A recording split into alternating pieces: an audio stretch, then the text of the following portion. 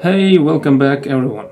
Today I have something interesting for you, actually what I'm using every day, so it's a bit of a trick. So it's not pretty much linear, but it's something that you can definitely use, maybe not every day, but something very much interesting. So you will see why the array modifier is not the best for duplicating objects and why better to use the most simplest setup of the geometry nodes ever. You will also see why the light samples are actually matter and why using just 4 of them is not enough in most of the cases. You will see how to use your color management as the god, so you can use any of them in any combination and to get the most out of it. And of course, as a cherry on top, you will learn how to model the ping pong ball. As always, we will go straight from the beginning till the very end with all the aspects revealed. But if you're in a hurry, you can go to the time steps and see the information you actually need. So let's get started. So let's jump straight to it. So to create the ball, we actually need the UV sphere, okay? So in Blender, it's in the Mesh UV sphere.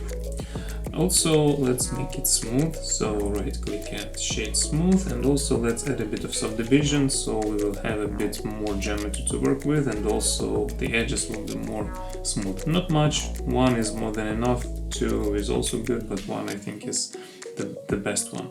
Let's also add our reference to the image editor, so we will see what result we need to achieve. And from this one, as we know what we need to achieve, we can go straight to the rendering preview and also see how our ball is looking in cycles. By the way, keep in mind that this HDRI it's only for the preview, and also you can see that it's custom on my side. So to make it happen, if you do not want the default one, you need to go to the preferences, lights, and then in the HDRI section you need to push this install button, choose your HDRI, and it will be there. So, but please keep in mind that this one only for the preview. Let's also split our screen and go to the shader editor and add our shader actually. This is our material, let's name it somehow, and let's choose the color, and we can choose it straight from the image. But let's improve it a bit, because I think this color is something that's not still there, so we can make it just slightly brighter maybe, and maybe a bit warmer. Let's also keep the management, so that's why let's rename our collection, as well as let's rename our sphere to something that we will be more familiar. So our next steps will be to improve our shader. I think we need to adjust a bit the roughness, so I think the value of 0.7, 0.9 will be a good solution to any of the plastic materials that this ball is. I think I will stick to 0.75. It should be working good for me. Also, this material has subsurface scattering. You need to make the weight as 1, and also to adjust a bit this scale value to 0.01. But keep in mind that these values are physically correct, means that if you will apply it to something that is big and that is small, they will be working a bit differently. So that's why it's important to keep the scales as a real life. As you can see, the diameter is 40 mm for the ping pong ball, so let's put on our, because our now is almost 2 meters. But you can see now that the scale of the object actually is 0.02. I would like to apply it. As you can see, now we can work. So now our ball is the correct size, so now let's work with that. So what we want to do is we want to change the radius value to 0.2, so we will not have scatter like the skin does when you have a bit like one color, one from RGB channel goes a bit deeper, one a bit lower. We do not need that in order to keep the color. Also, where we can go is to the specular and also drop the color of the specular in here to the tint, so we will have not this, you know, like a whitish reflections, but more yellowish one. And also what I would like to do is to work a bit with the transmission. So I think transmission can add a bit of a good value to the ball, but not too much. I think 0.1 should be more than enough. But I will also understand if it works fully when I will do this kind of bunch of balls. So to make it happen, let's add the Array Modifier to our ball. So what it's doing, it's like duplicating your object, making it like an instance. But as you can see, it's very close, so let's change the factor fix. That means basically the distance. And as you can see, now our count is 2, but here we can calculate that it's like 6. So let's put the value of 6, and here we go, our 6 balls on the x-axis. But we need it also on y-axis and z-axis. So how we can do that? Basically very easy. We need to duplicate our array modifier and then just change the factor on the axis that we want to proceed. So now we need to put 0 on x and to put the same value on y-axis, and as you can see, it works flawlessly. And we need to do the same one for the z-axis. So duplicate it, put 0 to the y-axis on the factor and put the same value to the z. And here we go. It's something that's pretty close to the image we have, though we'll not stick to it one-to-one. The purpose of this video is a bit different, but it's cool. Now let's add a camera. First of all, let's add the collection, name it camera. Also, we can give it some kind of color, so it will be looking a bit more beautiful. Then let's go to Shift A, camera, add camera. So if you will go to the camera view by this icon, you will see that it's in default position, but you can align it with the viewport. So all you need to do is to select your camera and now go to the view, align active camera to view. And here we go, we are straight in the camera view, we are in the same positions as it was in the viewport, but it might be not something you want, so you need to go to the view and check camera to view. So it's the same if you will press the lock in here. So now you can navigate your camera through the viewport. One thing though, keep in mind, when you will be satisfied with your view, you need to unlock the camera, because every time you will need to zoom in or zoom out in the viewport, you will change your camera view. So that's something to keep in mind. Unlock. And as you can spot it already, I went to the render preview. It looks not bad, it looks a bit not like it's in the ref, but it's not bad. But I do not like one quiet thing, is that my camera is too big. As you can see, this yellow rectangle, it's very big because our camera is big. So what you can do, you can just easily scale it. So when you scale the camera, you will not ruin anything until you will go to the negative values. So when you scale camera, you just scale the icon of camera. Let's add the background collection. Let's name it as a background and let's give it some kind of color. And let's add the cube. So cube will be a starting point for our scene, like studio scene, yeah? So let's go to the edit mode and select the top and the side face, only one. And these faces we actually do not need. So now all we need to do is position our cube, because it's in the center of the coordinates, but because we were using the array modifier on the balls, they are not in the center of the coordinates. So yeah, let's position it somewhere there and let's make it a bit smoother. So in the edit mode, select these edges and press Ctrl B. And then with Ctrl B, add more subdivides. The more you will add, the more smoother the edges will be, but do not go too crazy. And then just shade smooth. You can also apply subdivision, add subdivisions, it will be even more smooth, but it's not mandatory, it's just something to you.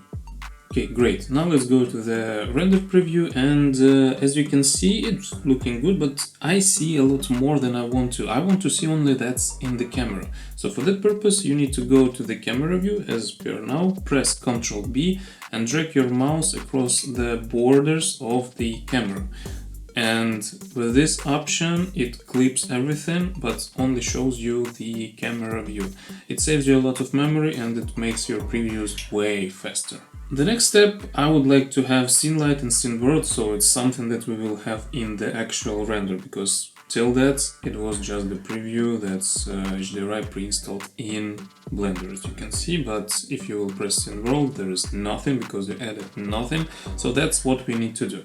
Simply go to the shader editor, go to the world, and here our node, press Ctrl T with background selected node, and then you can select your own HDRI, and then with the mapping node you can control its rotation, location, you can also control the scale, but I do nothing.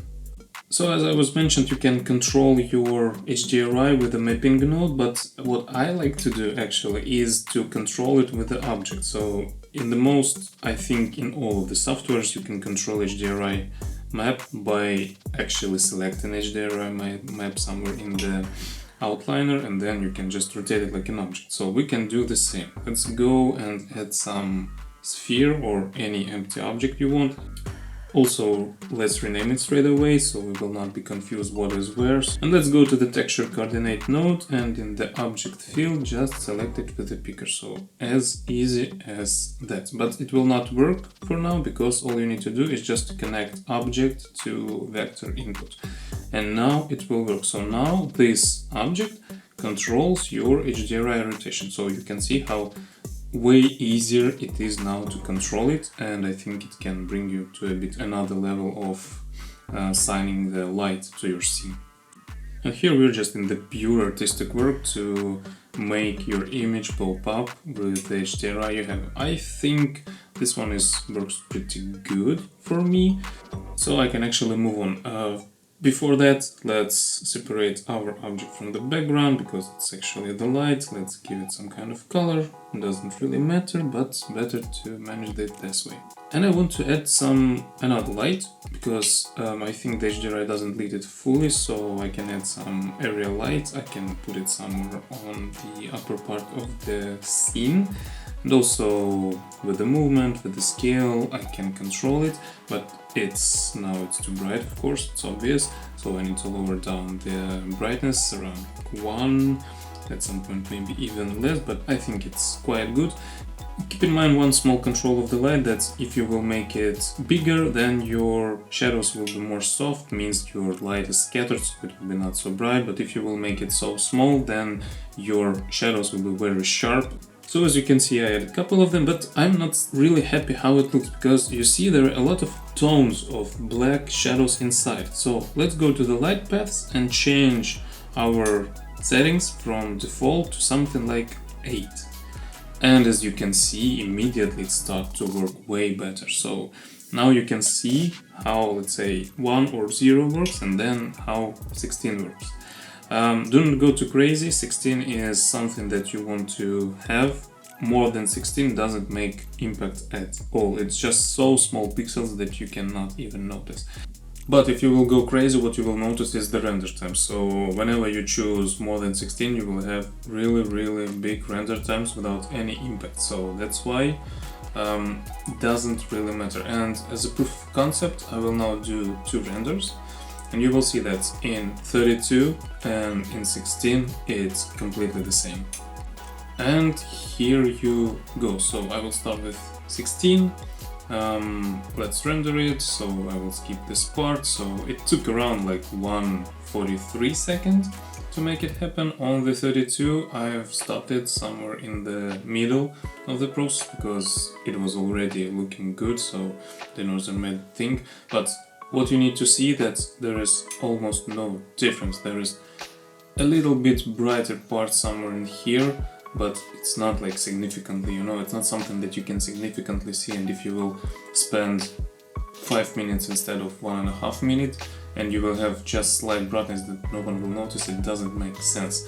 So okay, and now let's do a fun part. So as you can see, now our ball's looking good. I like the shadows, everything I like, but I think we are missing one thing. The purpose of this video actually to show you one thing, like one of the purposes of this video. So let's add some kind of label on our ball, that the original one, and I would do some kind of H letter or something by selecting these faces, and now we need to go to the material, because we need to assign different material to it. Press plus, and now we can select again our ball, but just copy it, so it's the same material but a copy. And now let's rename it to ball blue, let's say like this, and also we can rename the original one to ball yellow. And now let's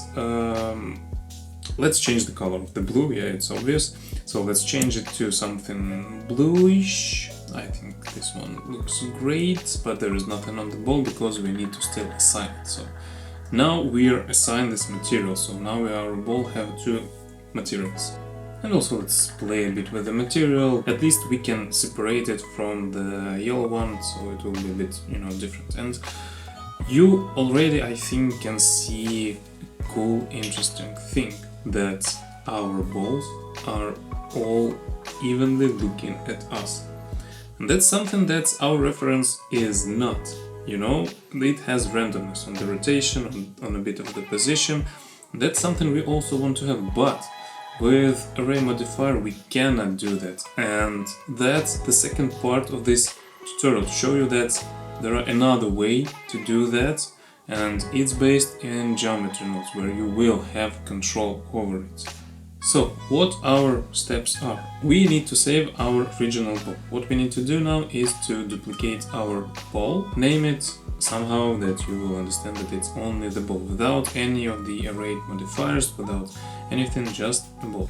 And also go to this object and also delete all array modifiers. We do not need them for now, and you will understand why in a couple of minutes. So the shape of our ball stack was cube. So let's add a cube. Let's scale it down, and let's use our old scope of the balls to see where they were, and we can position our cube somewhere near that, so we do not need to be so much precise. And also I will switch off the background just to position my cube in a bit better way in all the axes. So let's switch off our old ball scope and let's go to the geometry node editor. And so it's empty, you need to click new, and now you have the group input, group output, so everything like it's supposed to be. But what are first steps? First steps, we need to scatter the points, because then these points will be our instances. So let's look what we have, what options we have. So mesh to point, cool. The only problem regarding that as you can see, it just puts the points into the vertices, because now we have this option like vertices is points. But the problem is that we need the points to be inside the volume, not outside, and this is where the first problem comes. So I think this node doesn't work for us, so let's try to find something else. And exactly for this situation we have distribute points in volume. But as you can see, the input here is volume and we have geometry, so we need to transform our geometry to volume. For that we need mesh to volume, and here we go. Now if we will use grid and distribute points in volume, you will see that we have something that we had with our ball scope, but now it's only the points. And now we'll need to do something with the settings. This is the spacing, so the bigger the spacing, the less points you will have in the end. This might be not so obvious, but this is the parameter that you need to figure out. So to me 0.36 was working quite good to have 6 points in a row. And also mesh to volume settings you can see, so the voxel amount also can influence how much points you will have inside, so you need to figure out by your own.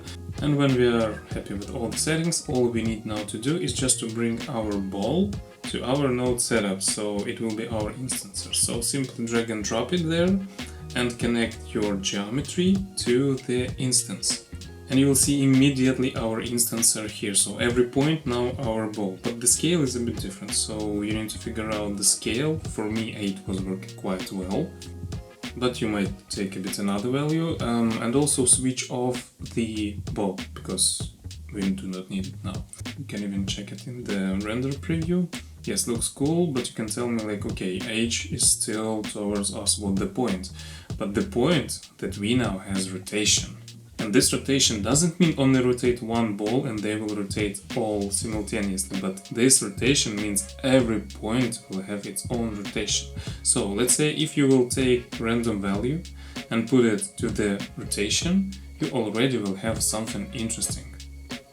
The only thing that the random value has only minimum and maximum, that's now 1 and 0, so you can see they rotated quite a bit. So this is where you need to find out which option will be the best for you, and this is where you need to manipulate how you want it, where you want it. When you put something more than one, you can already see that our balls, they're rotating way more. This is something very much controllable, but you will need to find these values.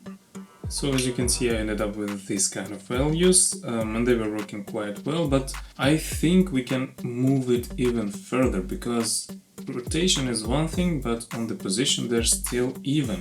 So we can randomize it as well, because we're in the geometry nodes, and for this we need translate instances. Just keep attention that you need to put them after the instance on points. This is very important, because the input of this node is instances, as you can see. So if you will put points there, it will be not working. So you need to put here values that are very small, because you know that our ball is only 40 millimeters on the diameter, so it means that to translate it you need really like 1-2 millimeter, and that's what we are doing exactly, as you can see. So very small values will give you something like, you know, like randomness. So what we left now is just simply manipulate them, so they will be looking exactly like it was before, and I think it looks quite good. Another thing I want to add is the empty that will be my focus. So I need to rename it something like focus or something, and I need to go to my camera settings, go to the depth of field, enable it, and select my focus. So now my focus will be controlled with this empty, and now whenever I put it, there will be the focus mode. Now let's put it somewhere on the corner of the ball, and it should be quite good, and you can see that we have now very cool depth of field. And now, after we are ready with everything, I can show you the last major step of this tutorial is the compositor. So from now on, we can use compositor in real time. So it doesn't mean that we can use it after the renders, but actually we can use it before the renders and even in your viewport. And that's very cool. So what we need to do is to go to the compositor and enable use nodes. You will have this like input and also composite. And in between we need to put everything we want to do to enhance our image. And the first trick I want to show you is the color management. So by default now we use Kronos Piper Neutral. It's cool, you can use also some kind of looks to make it a bit punchy, but it brings you these punchy, cool, good colors that comes exactly from your diffuse. And it's not like it was with Filmic. So if you can switch it to Filmic, you will see that our colors are desaturated. Then this is the way the Filmic works. It brings you more range of colors. And this is also good, it's not bad, but sometimes, and in my experience pretty often, it's just shift the color. And I don't want to speak about the AGX, it just completely ruins them. Standard, it's something that doesn't have any transforms. So if you use standard, you need to understand that there is no color hue transform there. So okay, I think we are in the basics, and now let's use just standard, because we don't want any control. We will now replicate it in our compositing. And you can ask why, and I can tell you, because we can then control it. So now add convert color space, and in the from leave it as linear rec 709, and in the to use Kronos Piper Neutral. So nothing happens. Yes, because we need to go to the viewport and use camera or always. That means that our compositing now applied, but you can see it's blank. It's because we are in the standard. So the standard doesn't have any view transform, but it already has the gamma applied. But if you will take raw, you can see that it's already looking good. But we will be in the standard. So to correct this one, we will need to add gamma and put it to 2.2. Now we have exactly the same as we had before. And we can actually simply check it by creating the screenshot of this image in the viewport. Let's put it somewhere near. And all we need to do now is just to select our nodes, mute them, and then to bring our view transform back to the Kronos Piper. You can see exactly the same image. It's just exactly the same. That's what view transform is doing behind the scenes. But why we need it? Because now we can convert multiple color space. Let's say I really like how the filmic is looking, because there are a couple of benefits regarding that. So what I want to do, I want to duplicate convert color space. Now I would like to use into filmic as RGB. It's again blank, we need to use the gamma with exactly the same amount, and it's already looking like it should be looking from the viewport. And to prove it, let's do the same, let's do the screenshot, let's mute our two nodes that's converting that, and let's put our view transform to film. And now, as you can see, they're perfectly aligned. So cool! That means we can now control both of them, and this means that we can use, the best of the both worlds. So let's say I want to mix them, and to mix them I need the mixing color node. So I can bring one to one image input, another one to another one, bring it to my view, and the factor is something that will control them. So 0 will be upper, 1 will be lower. So, and if you say that you want something in between, you need to use something like, 0.5, 0.7, and I found that the value of 0.7 works very, very good for me. And to bring my colors to a bit punchy way, I would use the RGB curves, and you can see how it works. So we can make it darker, we can make it lighter, but if you will do something like that, like I like to say it, like an S curve, you will bring more contrast. So this is like actually how the contrast curve is working, and this is how the look is working. So if you will mute the RGB curves and cycle through all of them, you can see that they're bringing the same contrast that you can have with an RGB curve. And also you see that there is like a standard one and filmic one. They are working in a bit different way, in a different color range. So standard is more linear, filmic like is more soft, but in this one I think filmic was working a bit softer for me, and I really like that. So now what I want to do is just to take my background and make it not visible for the camera. So this way I will have the balls on transparency, so I can add any of the background color I want in the compositing, because that's where it should be. So let's add alpha over. That means that it will take our image that has an alpha, and then you can add something on top of it or on the background. Nothing happens, and that's because our transparency is not turned on. Now we turn it on, and you can see exactly what I was talking about. So now we can have any color of the background, and we can do that in the compositing. We can have control over it, and cool thing, it doesn't influence now our balls and our light. And this is pretty much artistic way of doing things, because you can have a control over any aspect of your image, and this is why we are using 3D, I think, because we can do things that's not really possible in the real life. So now I will do the part where I will improve things, because 3D is not linear. You need to understand that you will always have back and forth between here and there. Improve that, improve this, you can have a good result now, but then you will sleep and you will see that nothing is good. You need to improve it, so that's what happens here. So, and I really didn't like how H was looking, so this is what I wanted to improve. And I've tried multiple colors, and I came with something like a grayish color, and also I applied thickness. This is the new thing in Blender 4.2, thin film. And it brings you some kind of another very thin film, like a bubble, you have this like color scattered on top of the bubble, so this is something that it's doing. And I want to improve a bit my bold and materials of it. So I will hide everything, and I will look only on my original ball. You can see just two simple materials, so gray one with thin film applied, and also the yellow one. So let's work with an H for now. I always really like to add the noise, because noise gives a bit of life. I can use noise and apply it to the roughness. Immediately you can see it has a bit more life inside, because now it's scattered better, it's not even, it's not linear. I also like to add the bump, and I also like to use exactly the same noise in most of the cases, but it's too powerful for now, so let's use another values. So lower the strength to 0.1, the same for the distance, and now you can see how it looks. It looks very cool. If you have this effect, you need to adjust the clip, you need to make it lower so you can be closer to the object.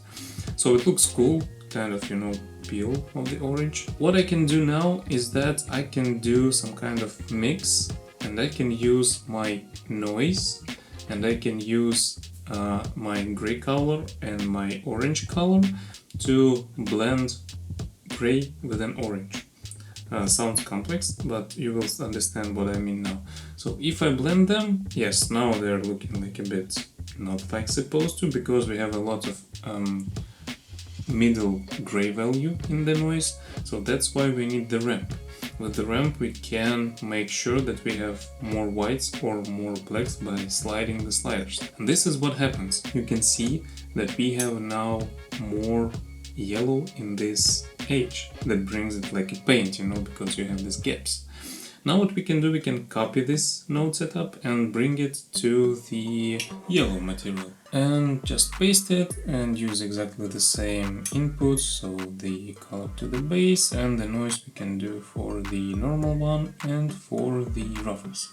So it looks incorrect because it's gray now, we don't need gray, so let's just simply copy our orange and put it to B.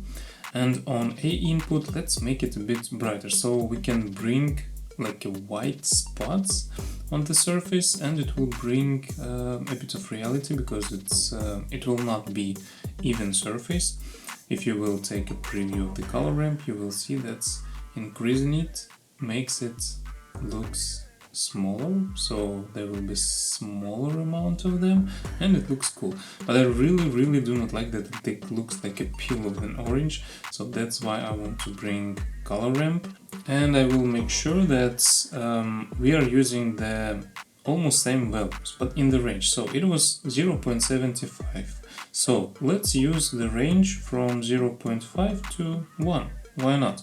So let's do the black one 0.5, let's leave the white one as 1, and let's just put it a bit to the value of 0.8. It's in the slider, means like it's like 80%. Cool. Now it looks less like any of the orange peel, but more with the noise, and it has some gaps, white gaps, and it looks very great. So I would like to bring the same effect to the edge. So what I need to do now is to paste exactly the same node setup, connect it to the noise, and now I need to connect my mix that I had previous with the new one. And what can I see? Exactly the same that it should be on the yellow one, but it has exactly the same position of these gaps as we had it on the yellow one. So that's why I need to use a bit another noise. For that one I'm duplicating the noise and I'm using a bit different value of the scale. And this is how I immediately shift them. It looks fine to me, and now I can preview the whole bunch of our balls. So let's switch them on, let's go to the preview mode, let's go to the camera, and immediately you can see they're looking very nice. One thing though, I think that the focus is a bit not there, so what I will do, I will extend my focus to the surface, and for that I like to magnify it to the surface. This is where you see the icon is turned on and the surface option is turned on as well. So now I would like to lower a bit the aperture, that gives you more or less depth of field. I would like to have less now. I think 3.2 works fine, but I also spotted this issue, so feels like I need to improve a bit my position. I think this value is not working quite well, so after a bit of back and forth, I came up to these values. So now we have no intersections and I can move on. So in the viewport, let's use our world light, the same for the scene light, and I need to check my settings. I think I will go a bit more on the resolution, so I will take 250% from Full HD, it's quite big. I would also use tiles because this resolution quite big, so big tiles will be a bit hard for my GPU to render. And I also lowered the samples to 200 because I do not need a lot of them, as the shape and the materials are simple.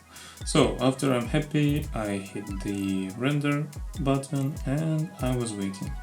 On the top you can see how much time it took for me to render that, and it was roughly like 23 minutes or 24 even, but the result was very cool and I liked it.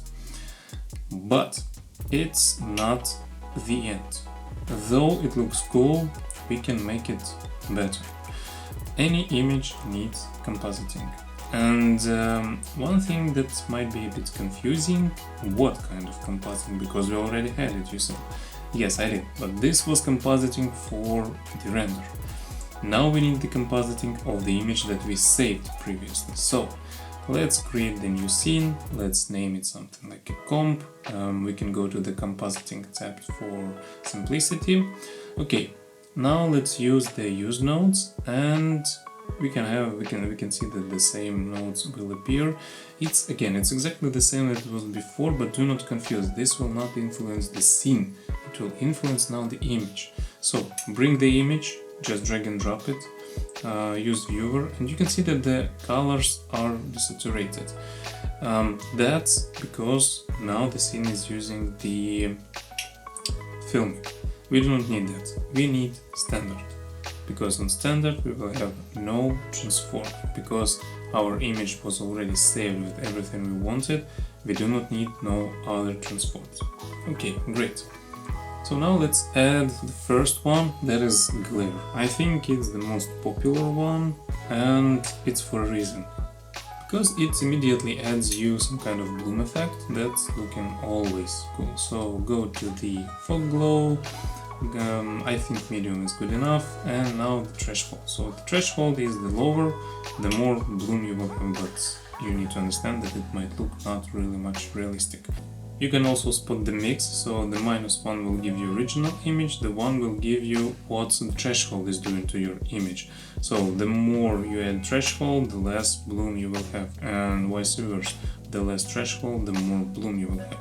I can also show you how to create your own bloom with the blur texture and with the mix texture. So add the blur texture and use some values for the X and Y parameters. 16, 32, anything will work. And you also can see the size. So the size is just like the opacity. Now we need to add the mix color node, and that's where the mix will go. So blend them together, and as you can see, if you will use the factor, you can blend between them, but it's not really interesting. I think the interesting way to do that through light. And that's where you already can see the blurriness. You can also have some kind of halation effect with this one. Also in the blur settings you can use a bit bigger value, it's like 0.72, but you can lower the size to 0.35. And now you need to search for your saturation node and that between blur and light. If you will crank up saturation now, you can immediately see that on the corners of edge you can see like a reddish line, reddish edge. And this is exactly what halation is doing. So now let's connect our setup of halation to the glare. Let's use some kind of lower values. And it's already looking good, but let's make it even better. So let's add the lens distortion. It gives you this kind of distortion, lens distortion, but do not go too far, so use some kind of small values like 0.1. It will bring you like very cool barrel distortion. And dispersion is the chromatic aberration that's every lens is doing. Do not go too far, looks very unrealistic. Use some very low values so it's barely visible, because otherwise you can come with something that everyone would say, oh okay, this is an image from CG, because no lens now will produce this kind of chromatic aberration. And what I like to do as well, I like to duplicate it, and instead of what we used previously, use projector. So we do not need distortion, but we need a bit of dispersion, and it just scatters the colors not only on the corners but also in the center, but use something small.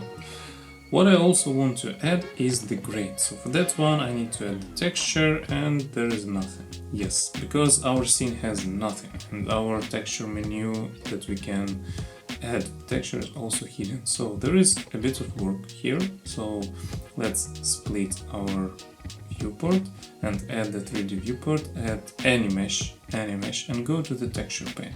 And you can immediately see that the menu is here. So now we can close that, we do not need it anymore. You can even delete the cube, nothing will happen. But we got our menu. I don't know, maybe it's a glitch in Blender. It's weird, but it is. So click new, go to the image or movie and use or Voronoi or noise, doesn't really matter. I like to use Voronoi, size of 0, it's very small. So when you choose it, you can also, by the way, rename it. We have our grain already. We need to mix it with our node, and you need to change the mixing mode to something like overlay. With an overlay, you can see it's already here, but it only covers a small area. Why is that? Because our resolution is incorrect. We need to put the resolution the same as the image we put there. Now we just need to relink it so the texture will be updated. 1, 2, 3, it's here. Great. But it's a lot, so we need to decrease it a bit. Use something like 0.4 for this one and it will be good. Also, what I would like to add is to blur it a bit, so you know the grain will be not so sharp, but then I really like to sharpen it with an effect, then sharpen. It might sound a bit weird, but believe me, it works. It just gives you this kind of a bit natural look of your procedural grain. And also it blends together your image, your grain and all your effects, so that's why it's very important to add it in the end. So now what I'd like to do is to select them, mute and see how my image was and how it is now, and also it helps to find any issues that I do not like. For example, I do not really like the amount of dispersion, so that's why I will lower it so much. Yes, I think it looks cool. And to save an image, select the viewer, go to save this image, select any of the format like JPEG, name it and save the image. And here you go. And this is it. I think we covered a lot in this tutorial. That was quite huge, with the simple things, with a bit more complex things like colors, like compositing, second part of compositing. But I think it's very cool to bring something new, where you show something that you can use, that you can trick the program, not the program tricks you, but you, and you can use all the instruments that it has, maybe at some point in a weird way, but you can use it and you can have control, because 3D and what we're using, it's all about control. Nice to see you all and see you online.